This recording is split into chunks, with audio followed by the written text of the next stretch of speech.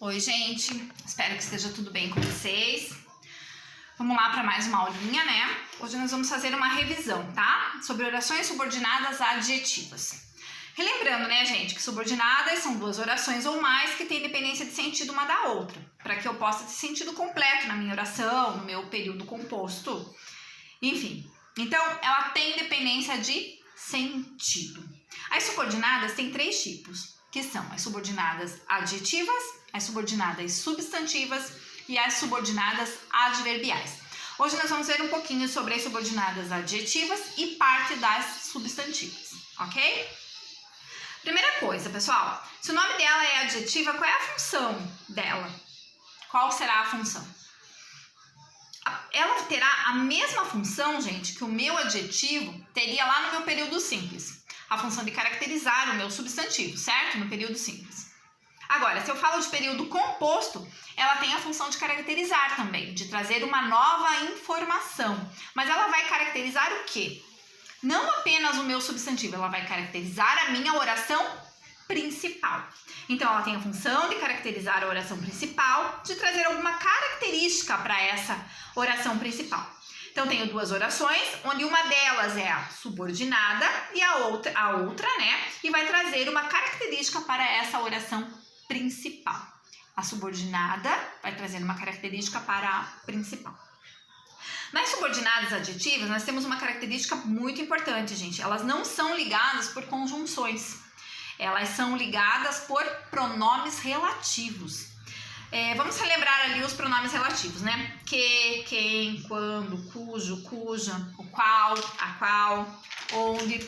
Esses são os meus pronomes relativos, né? São essas palavrinhas que vão ligar uma oração à outra. E as orações adjetivas, elas são divididas em duas apenas, tá? São divididas em explicativas e restritivas. Então, a primeira delas, oração subordinada adjetiva explicativa. Bom, como o próprio nome diz, ela vai explicar.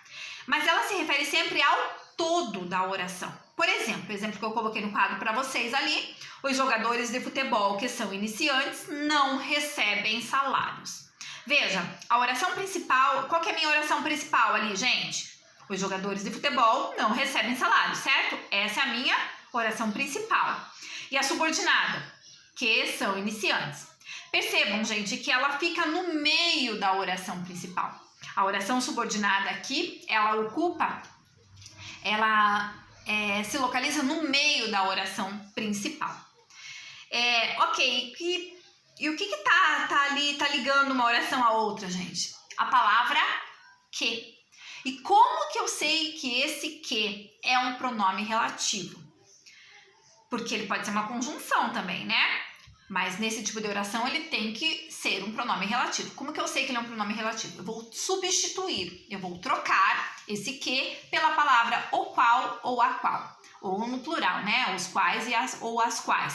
Fazendo as devidas adaptações ali e a concordância correta, né, gente? Então, se eu troco esse que pelo qual ou a qual e permanece o sentido da minha oração, ele é um pronome relativo, ok? Vamos fazer isso então. Os jogadores de futebol, os quais são iniciantes, não recebem salários. Então, simples assim, troca esse que pelo qual, se mantiver o sentido, é pronome relativo, ok? Então, percebam ainda que essa minha oração subordinada, ela está isolada, ela está entre vírgulas. E o que isso quer dizer? Quer dizer que ela se refere ao todo, que todos os jogadores de futebol que são iniciantes não recebem salário. Por isso que a explicativa se refere sempre ao todo, ok? E a restritiva tem o pronome relativo que também, né, que liga uma à outra, mas não tem vírgula. E se refere apenas a uma parte. Diferente da explicativa, a restritiva vai se referir apenas a uma parte e não tem vírgulas. Ok? O exemplo. Os artistas que declararam seu voto foram criticados. Então, troca ali a mesma coisa, né? Troca esse que pelo qual. Os artistas, os quais declararam seu voto, foram criticados. Estou trocando para quê, gente? Para saber se esse que é um pronome relativo mesmo, certo? Se mantiver o sentido, é pronome relativo. Foi o que aconteceu aqui. O sentido não foi alterado, então é pronome relativo. Então eu já sei que ele é pronome relativo. Se ele é pronome relativo, a minha oração é adjetiva, certo? Porém, se não tem vírgula, quer dizer que somente os artistas que declararam o voto foram criticados, ok? Ela é restritiva. Então, para fixar bem essa ideia, com vírgula refere-se ao todo e é explicativa. Sem vírgula refere-se apenas a uma parte, é restritiva. Ou seja, gente, as adjetivas, ela tem a ver diretamente com a relação de sentido que elas expressam. Tem a ver diretamente com a relação de sentido. Por exemplo, a importância, né, quando escrevemos um texto, por exemplo, a importância da vírgula, né, de colocar a informação entre vírgulas. Se está entre vírgulas, refere-se ao todo. Se não está entre vírgulas, essa oração subordinada é porque ela é restritiva, ok? E vamos falar um pouquinho sobre as subordinadas substantivas. Bom, se a oração é substantiva, ela tem a mesma função que o substantivo teria lá no meu período simples, né? E quais seriam as funções possíveis do substantivo no período simples? Vamos relembrar lá. Ele pode ser sujeito, pode ser objeto direto, pode ser objeto indireto, predicativo, aposto ou ainda ser complemento nominal. Então, são 6 possibilidades. Consequentemente, eu terei 6 subordinadas substantivas, né? Então, oração subordinada substantiva é aquela que tem uma função sintática para a oração principal. O primeiro caso aqui, gente, é oração subordinada substantiva subjetiva. É aquela que tem função de sujeito para a oração principal. Então, como sabemos, período composto tem 2 orações, né? Que são ligadas por uma conjunção, que é chamada de conjunção integrante. E que conjunções são essas? Somente a conjunção que e se. Então, somente a conjunção que e se é que são conjunções integrantes.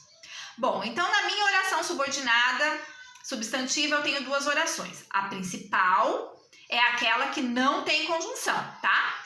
E a subordinada é aquela que é iniciada pela conjunção, certo? Pela conjunção integrante, que é o que ou o se. Principal não tem conjunção e a subordinada é iniciada pela conjunção integrante.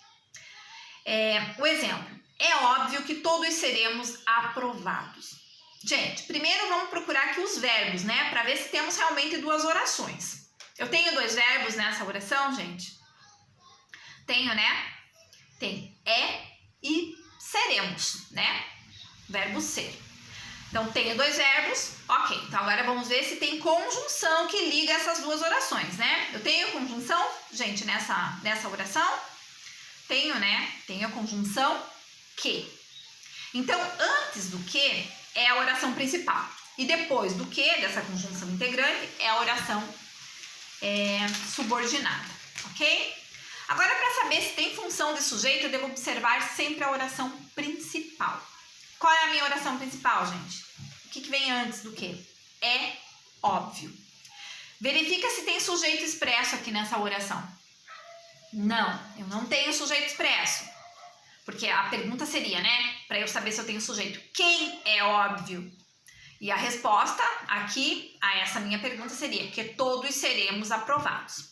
Então, assim, automaticamente essa segunda oração é o sujeito da primeira.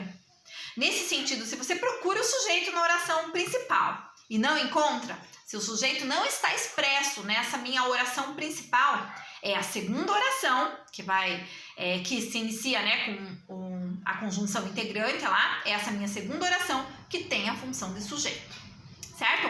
Procurei o sujeito na oração principal, não encontrei, o sujeito não está expresso, a minha segunda oração tem a função de sujeito, exerce a função de sujeito para a primeira oração. Então, gente, para concluir aqui a aula de hoje, né? Oração subordinada, substantiva, subjetiva é aquela que tem função de sujeito para a oração principal. Pessoal, por hoje é só. Nós voltamos numa próxima aula para falar mais sobre orações subordinadas, ok?